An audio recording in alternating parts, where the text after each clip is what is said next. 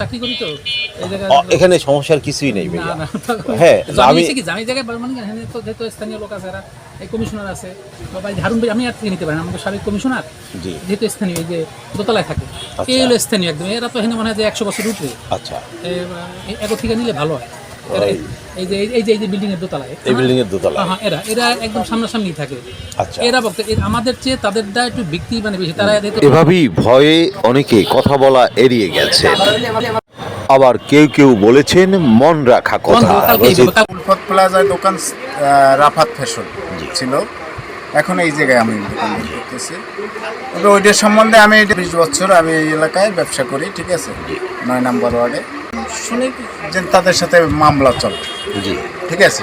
এবং বাবুল যে তারে আমি এই অনেক আগ থেকেই সে ওই দোকান, আমার দোকানের আগে অনেক বছর আগ থেকেই সে ওই দোকান চালাইতেছে। তারপর ওই জায়গায় আর একজন হিন্দু ছিল, সে শুনছি নাকি বিক্রি করিয়ে গেছে, কিন্তু বাবুল মেয়ের সাথে ওটা মামলা চলতেছে, এই তারিখে আমরা জানি। আমার নাম হুমায়ুন কবির। জি, এই দোকানটা ছিল হলো এক বাবুর নামটা আমার খেয়াল নাই, নামটা আমি জানি না। সে বাবু নোমানের কাছে বিক্রি করে গেছে, সে বিক্রি করছিল 22 কি, নোমানের কাছে বিক্রি করেছে আর অনেক আগে। বিক্রি করে যাওয়ার পরে সেই ওই সামনে এক বাবু আছে, তার সাথে ওই বাবুরও মামলা চলতো, এখনো নোমানের মামলা চলতেছে। এই সারাংশ এই ওই বাবু কিভাবে আছেন? বাবু ওই বাবু আগের মালিকের যে বা ভাড়া আমার জানা নেই, তারা তো দলিল দিচ্ছে বিষয় তার কেনা, তাহলে সে আরেকজনের কাছে কিভাবে বিক্রি করে? যার কেনার সম্পত্তি সে আরেকজন কাউন্সিলর নোমানের কাছে বিক্রি করছে। এই বিক্রি করার পরে তারপরে দুজনের সাথে তো মামলা চলতেছে। এই যে দেবনাথ বস্ত্রালয়, ওনারা কি ভাড়াটিয়া না মালিক? আমরা তো দেখি ভাড়াটিয়া হিসেবে উনি ছিল, মালিক থাকলে তো পুরোটাই ওনার থাকতো। উনি এক কোনা চিলতে কিভাবে মালিক, পুরো সম্পত্তির মালিক হয়। ব্যবসা বাণিজ্য করি। স্বপন তালুকদার, যে কত বছর যাবত এখানে? আমি ব্যবসা করি 1990 সালে। 1990 সালে।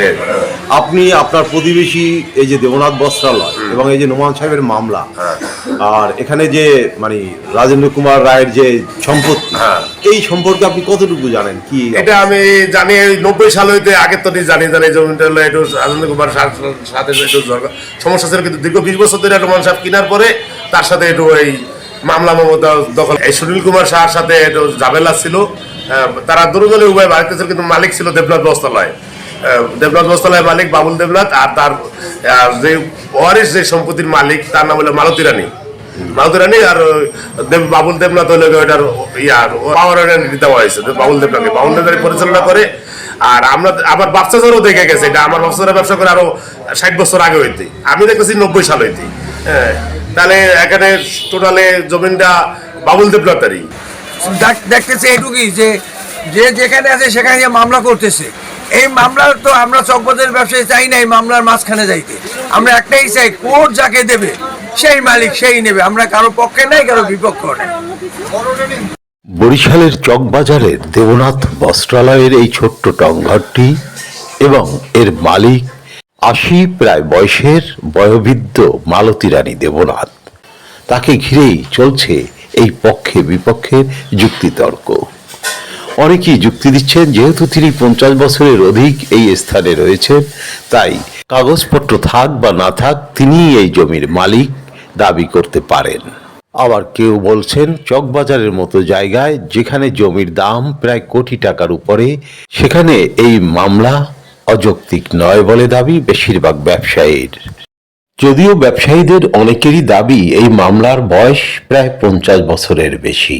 1973 সালের পরই শুরু হয়েছে এই মামলা। তখনকার সময়ে সুনীল কুমার সাহা নামে আরেকজন ভাড়াটিয়া এই জমিতে নিজের মালিকত্ব দাবি করলে তার সাথে মামলা শুরু হয় মালতী রানী দেবনাথের।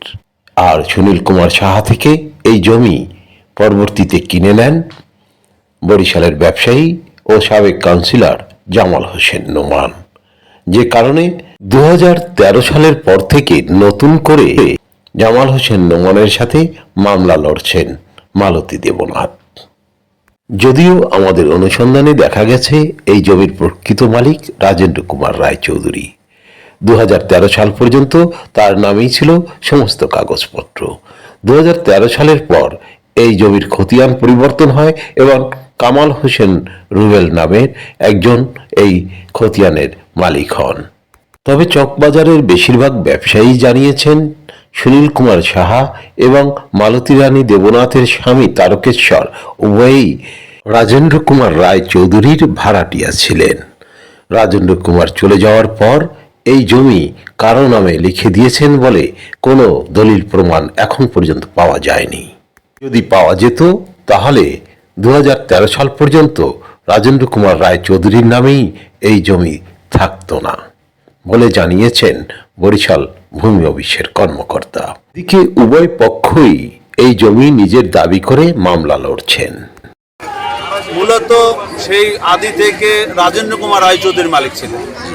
তো উনি মারা যাওয়ার পর ওনার ছেলে শঙ্কর কুমার রায়চৌধুরী এই জমির মালিক হন। এবং আমরা আমাদের দাদুর আমল থেকে এখানে ভাড়ায় আছিলাম। দাদু এখানে ভাড়া নিয়ে দোকান এবং বসবাস করত। উনি মারা যাওয়ার পর থেকে আমার বাবা আমার নানির হিসেবে আর কি এখানে পরিচালনা ব্যবসা বাণিজ্য করেন। তো উনি আমার নানি যখন এই জমিটা ক্রয় করতে ইচ্ছুক প্রকাশ করেন, মানে শঙ্কর কুমার রায়চৌধুরী মূল মালিক যখন বিক্রি করেন, উনি বয়স হয়ে গেছে বিদায় উনি এই জমিটা বিক্রি করেন। উনি ঢাকা আগারগাঁওতে থাকতেন। তখন বিক্রি করতে প্রকাশ করে আমার নানি আর কি এই বসতভিটা এই ক্রয় করে রাখেন। এর 2-4 মাস পরেই আমার যে প্রতিপক্ষ উনি একটা মৌখিক পত্তন মূলে একটা ডিগ্রি করেছে সেটা বলতে থাকে। তখন আমরা উপায়ন্ত না পেয়ে আমরা খোঁজখবর নিয়ে জানতে পারি যে সত্যিই একটা ডিগ্রি করছেন। যখন আমরা ডিগ্রি দেখলাম উনি একটা পত্তন মূলে যখন ডিগ্রিটা নিয়েছেন, ওই সময় ওই ব্যক্তির জন্মগ্রহণই হয় নাই। জন্মের আগেই উনি একটা মৌখিক পত্তন মূলে ডিগ্রি নিয়ে এই জমিটা সে জোর জবরদস্তি জালিয়াতি হিসেবে দাবি করতে শুরু করলেন। তখন আমরা উপায়ন্ত না পেয়ে আমরা আমার নানি বরিশাল কোর্টে আদালতে শরণাপন্ন হয়। দোকানে বসা এবং আমার এই ছেলের দোকানে বসা, তোমরা 20-25 জন লোক লইয়া আসিয়া আমার এই কাপড় চোপড়গুলো সব বস্তা করছে এবং আমাকে গেড়িতে 2টা ঘুষি মারছে এবং আমাকে ধরিয়ে এখান থেকে পালাইতেছে। আমি আড়ুতে ব্যথা পাইছি। এখন পর্যন্ত সেই ব্যথা আমার আর ব্যথাটা কমলো না। এই পর্যায়ে আমার ধরিয়া নিয়ে এক দোকানে বসাইছে আর ওরা মালামাল লইয়া সব রওনা দিয়েছে। 2 বস্তা মাল আমার নিয়েও গেছে এবং টাকা ছিল 1.5 লক্ষ ব্যাংকের থেকে আনিয়ে রাখছি তার আগের দিন। টাকাটা আমরা হাতে পাঠাবো সেই টাকাটাও নিয়ে গেছে এবং তারপরে পট করিয়া সেনাবাহিনীর গাড়ি পড়ছে। একটা ভদ্রলোক আইসে এখানে লড়ান দেশে আগো এই পরিয়া দৌড়াইছে আর আমাদের 27 বস্তা মাল পরিয়া রয়েছে আর 2 বস্তা মাল আগেই নিয়ে গেছে। এই পর্যায়ে হলো আমরা আছি। তারা হলো রেকর্ডীয় মালিক। তাদেরই আমরা সনদ ছিল। আমার শ্বশুর শাশুড়ি ভাড়া ছিল এই জায়গায় এবং সেই 5-6 জনের দোকানদারি করতো, পিছনে তার বাসা বাড়ি। আচ্ছা, যখন আমার শ্বশুরে মারা যান তখন আমার শাশুড়ি আমার সাথে থাকে এবং পিছনের বাসাটা থাকে। মানে এখানেই পিছনে বাসা ছিল? হ্যাঁ, আচ্ছা, বাসাটুক ছাড়িয়ে দেন শঙ্কর কুমার রায়চৌধুরীর কাছে। শঙ্কর কুমার রায়চৌধুরী আবার তার কাছে এই ভাড়া দেন 1 নম্বর বিদ্যার্থীর কাছে, এই সুনীল কুমার সাহার কাছে। যেই লোকটার জন্ম হয় নাই, যে লোকটা কাগজ বানাইছে, যে লোকটা জন্মের 2-3 মাস পরে 3 মাস পরে জন্ম হয়েছে, 3 মাস আগে সে একটা কাগজ বানাইছে। কিন্তু দৈনিক ইনকিলাবের এই প্রতিবেদনে বলা হয়েছে তারা ছেড়ে দেন রাজেন্দ্র কুমার রায় চৌধুরীর হাতে। শঙ্কর চৌধুরীর নাম এখানে আসেনি। আবার এই প্রতিবেদনে জমির পরিমাণ 25% বলা হচ্ছে, যেখানে এখানে জমির পরিমাণ 4.60 শতক। মালতী রানী দেবনাথকে অসহায় হিসাবে চিহ্নিত করা হলেও তার রয়েছে ছেলে মেয়ে এবং নাতিনাতকুরা। একটা বক্তব্য আসছে অনলাইনে, সেটা যদি আমাদের কাছে জিজ্ঞাসা করতো তাহলে আমরা বলতাম যে এটার ভিত্তিটা কি, এটার অরিজিনাল খবরটা কি। কিন্তু সেটা সে আমার কাছে জিজ্ঞাসা না করে 15 মিনিটস একটা ভিডিও আমার মালতী রানীকে নিয়ে, মালতী রানী কে, ব্যক্তিটা কে, তা এটা আপনারা তদন্ত করে দেখেন, তাহলে অরিজিনাল ঘটনা পেয়ে যাবেন। আমি সুনীল স্যার কাছ থেকে ক্রয় সূত্রে আমি মালিক। আমি 13 সালে সম্পত্তি ক্রয় করি। ক্রয় করার পরে আমি নামজারিও করি। নামজারি করার পরে আমার ছোটো ভাইয়ের নামে ওই সম্পত্তি নামজারি হয়ে আসে। আমি খাজনা সব কিছু পেপারস আমার আপলোডেড। এখানে যদি একটু বলি, এই সুনীল সাহার একটু পরিচয় দেন, উনি কি? উনি হলো এখানের একজন স্থায়ী বাসিন্দা। সুনীল শাহ ওখানে একটা মুদির দোকান, সে ব্যবসা করতেন বহু বছর ধরে, আর পিছনে তার বাসা ছিল টিনের ঘর। ওই বাসায় হলো 2.5 শতাংশ, সামনে 1/10 মধ্যে তিনি ব্যবসা করতেন। আর ওই যে মালতী রানীর জামাইকে তিনি কোনায় ভাড়া দিয়েছিলেন 96-এ। ভাড়া দেওয়ার পরে সে পরে মালিকানা হিসেবে দাবি করেন, ভাড়া যে দিয়েছে তার চুক্তিনামা এগ্রিমেন্ট সব কিছু ওই বাবু সুনীল শাহ এবং বাবুল দেবনাথের কাগজ আছে আমার কাছে, এবং কি মাসে মাসে যে ভাড়া দিয়েছে সে ভাড়ার রসিদও আমার কাছে আছে।